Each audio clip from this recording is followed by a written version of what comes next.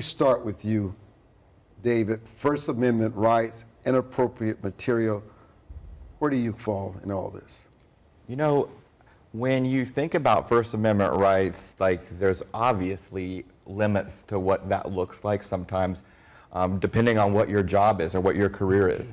So if you're a police officer, there's certain things that you can't just post online without being whether on duty or not. Yeah. Whether on duty or not. Okay. Yeah, and obviously the social media thing brings up a whole nother issue. I mean, that back when the case that particular attorney quotes it was brought up, that was a long time ago. Social media didn't exist then. So a lot of what is going on social media is actually being brought back into home because children are also on social media as well, which is a whole nother topic, obviously. But whenever I'm looking at specifically, you know, as a parent, I'm asking myself, is this who's teaching my child? What else are they teaching in the classroom if they're willing to throw this out for the public to see? But the other thing that I think about is when you talk about some of these drawings and things, you know, does this teacher have a mental health crisis of their own that they're dealing with or some kind of issue that they're dealing with? Because they were pretty graphic drawings to be for a public school teacher. So to you, they were inappropriate? Yeah, I would definitely say that they're inappropriate.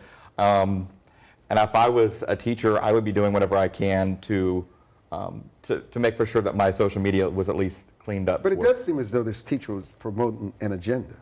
It's definitely an agenda. An indoctrination. Yeah, absolutely. And because it did say they went back to the classroom, so it was something that was going on in the classroom and outside of the classroom as well to some degree. But, you know, I mean, I think... Should the teacher have been terminated? I think the teacher should have been terminated. So I'm going to come back to you, Mark. What have you compromised taking the ESTF dollar? Well, that's been the beauty of these ESTF funds, is that it has not had any regulation of what I teach or who I hire. And this issue brings out a much deeper issue. I love the fact that those parents were able to voice their opinion. They expressed their First Amendment right, and I'm thankful that the school did something about it. But what about a different scenario? What if every one of those parents had the access to $16,000 that's allocated to each public school student in South Carolina to go make a choice to have a teacher that doesn't believe? Maybe some people love that and they believe that and they would want that teacher. Maybe some parents would say, no, I want a Bible-based education where a teacher who promotes Judeo-Christian values could teach my child. Well, if they had $16,000 to use, that would open up the choice of a number of schools to them. And that's where there's no question asked. The teacher is the backbone of any education system because they control the environment of the classroom. They are the mouthpiece for what's being taught. And you're also insinuating we cannot afford to lose one teacher given the shortage. Right. The power of a teacher in a classroom is it's a powerful position. So you know, Mark and David, let me start with you, David. You know, teachers retain some First Amendment free speech rights in their roles because they are public employees. But these are more limited than their rights as private citizens. Talk about when teachers take these rights as private citizens and push them as public employees to the chagrin of teachers and against policy of the school.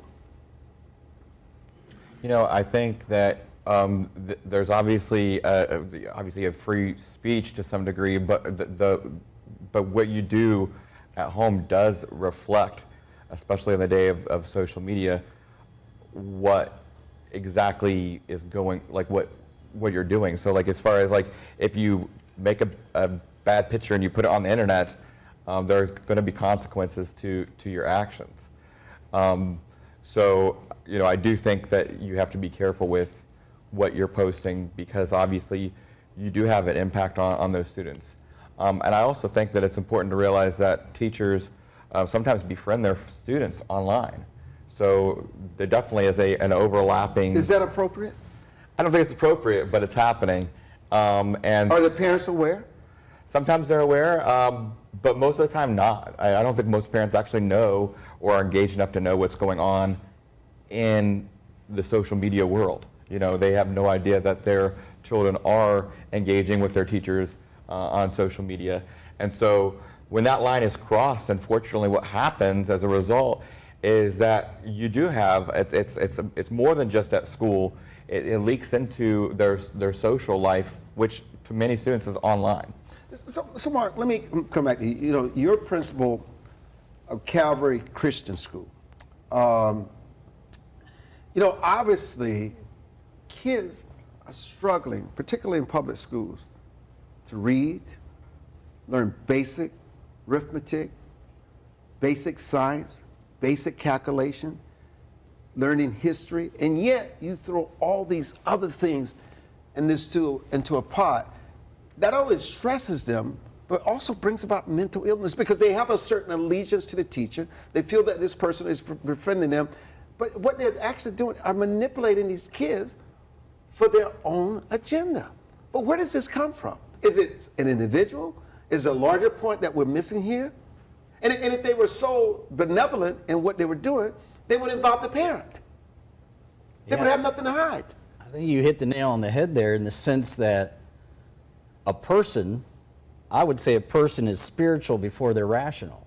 So their view of morality, their view of God is going to come out in everything that they do. There is absolutely professionalism and decorum that should be in every single classroom. But what if I wanted that teacher to have the freedom to express who they are in the classroom or online because of the quality of the person teaching? That's where, here's what I would love to happen at our school.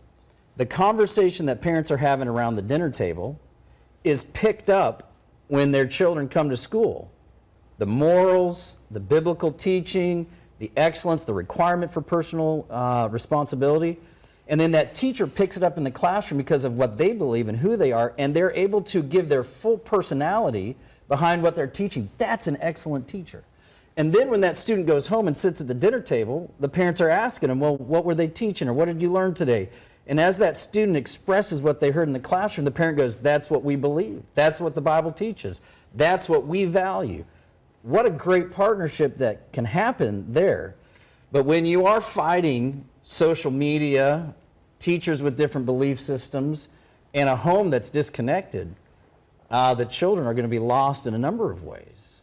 And so we can try to regulate social media. It's not going to happen. We can try to tell a teacher, don't really be who you are or say what you believe, do what we say, and that's only going to go so far.